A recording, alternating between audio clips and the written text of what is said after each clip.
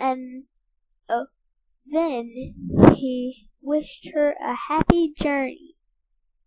Heidi thanked him for all his kindnesses, and pleased to say goodbye to the doctor for me, and give him many thanks, she said. Sebastian, who was to take her home, sat beside her, and then the carriage rolled away. Sebastian took Heidi as far as Mayenfield. Then she rode to Dorfli in a miller's cart. From Dorfli she climbed the mountain path as fast as she could, with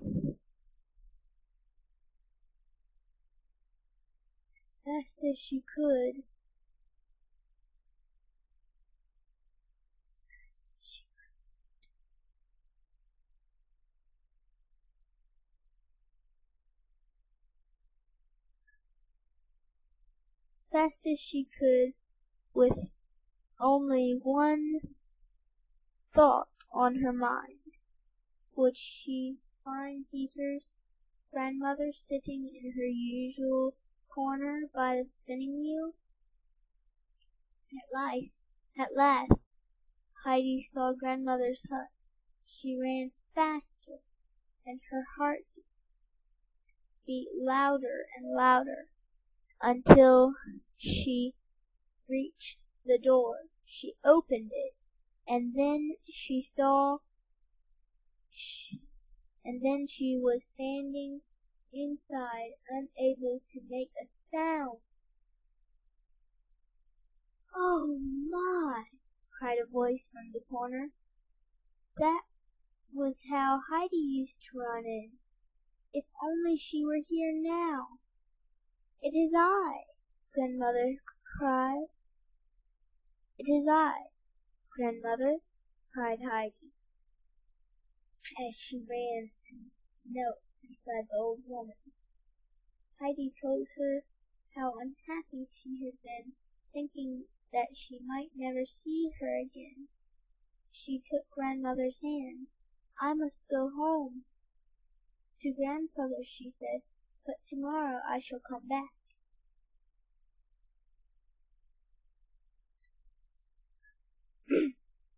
"Yes, be sure to come again tomorrow," begged grandmother. She pressed Heidi's hand in hers, unwilling to let her go. Heidi ran so fast up the mountain that in a very little while she saw the top of the fir tree above the hut roof. She then saw the roof itself, and at last the whole hut. Then grandfather sitting outside. Quicker and quicker went Heidi's little feet, and before Uncle had time to see who was coming, Heidi had rushed up to him and threw her arms around his neck, crying, "Grandfather, grandfather!" Tears filled grandfather's eyes as he held Heidi. A shrill whistle was heard, and the goats were leaping and springing among the rocks to Peter meeting them. Then he saw Heidi. He stood still with wonder and gazed speechless at her. Heidi called out, "Hello, Peter!" Then she ran to the goats. "Little swan, little bear, do you know me?"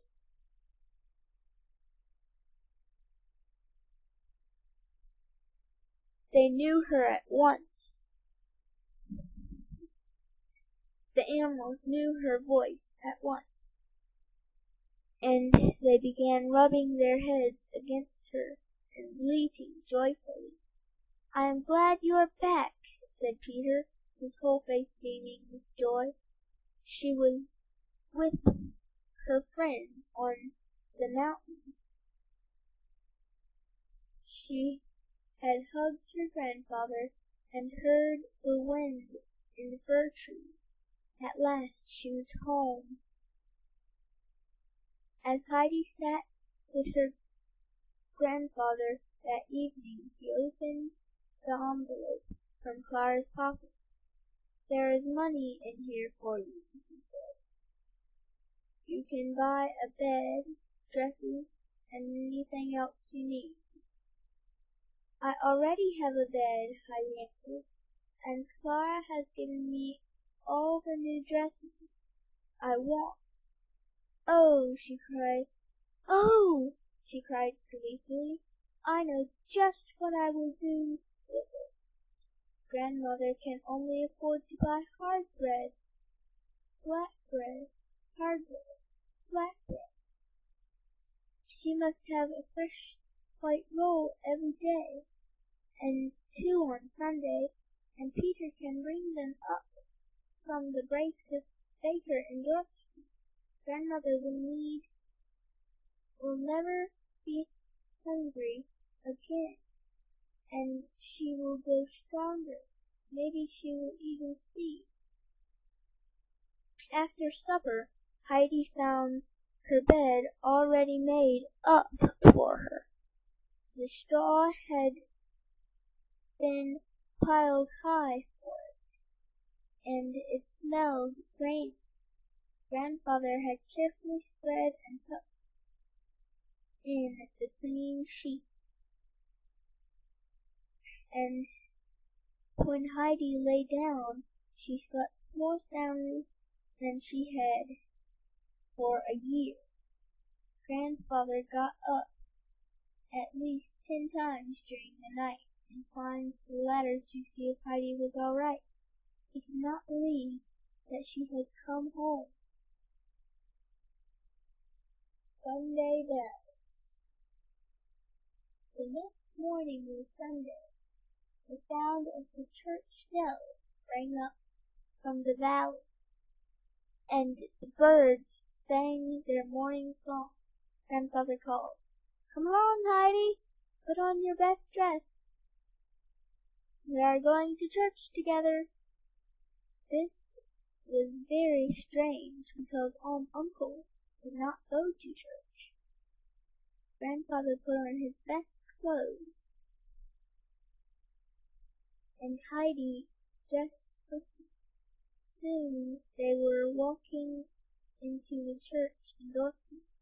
Everyone turned to stare at them, and some people whispered, "Look, Uncle and Heidi. It's Christmas, and Heidi is Christmas. She has come home. She has come home." After the service, Grandfather said to the pastor, "I've been unkind and changed my way. I know that Heidi should go to school. We will move down here to Dorking during the winter." So he apologized